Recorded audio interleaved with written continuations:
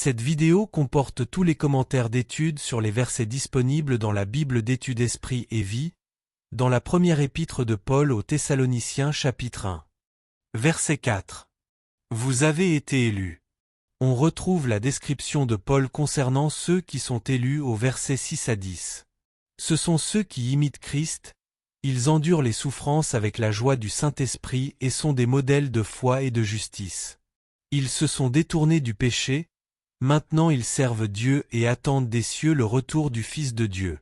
On ne trouve nulle part dans la parole de Dieu la doctrine que certains prêchent selon laquelle ceux qui professent que Christ est leur Sauveur seront sauvés sans tenir compte de leur manière de vivre, par exemple, s'ils se repentent ou non, s'ils acceptent ou non Christ comme leur Seigneur, s'ils persévèrent ou non dans la foi, ou s'ils possèdent ou non le fruit de l'Esprit. C'est une corruption flagrante de la doctrine du salut prêchée par Christ et les apôtres, voir l'article intitulé Élection et prédestination, et celui intitulé La foi et la grâce. Verset 5. Avec puissance, avec l'Esprit Saint. La prédication apostolique de l'Évangile comprend 4 éléments essentiels. Premièrement, les apôtres proclamaient l'Évangile de Dieu, chapitre 2 verset 8, et de Christ, chapitre 3 verset 2. Deuxièmement, ils prêchaient la parole de Dieu dans la puissance du Saint-Esprit, Matthieu 3 verset 11, Actes 1 verset 5 à 8, 2 verset 4. Cette puissance avait pour conséquence la conviction de péché, la délivrance de l'esclavage de Satan et l'accomplissement de miracles et de guérisons, voir Acte 4 verset 30, note, 1 Corinthiens 2 verset 4, note. Troisièmement, le message était prêché, avec une pleine persuasion. À cause de leur foi en Christ et de l'œuvre de l'Esprit en eux, ils avaient dans le cœur une pleine assurance de la vérité et de la puissance du message, voir Romains 1 verset 16.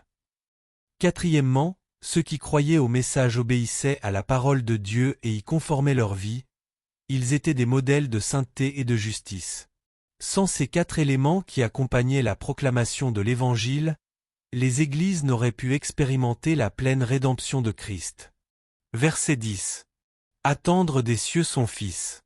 La grande espérance des croyants de Thessalonique était le retour de Christ et la délivrance de la colère à venir.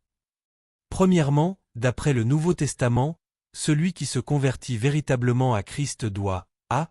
Se détourner du péché et b. Se tourner vers Dieu pour attendre le retour de son Fils, verset 9. Attendre Christ signifie que nous sommes dans l'expectative de son retour et que nous sommes prêts à l'accueillir. Deuxièmement, la colère à venir se réfère au jugement à venir qui aura lieu durant la période de la grande tribulation. Cependant, les croyants n'ont rien à craindre, car Dieu enverra Jésus pour nous délivrer de ce temps de colère.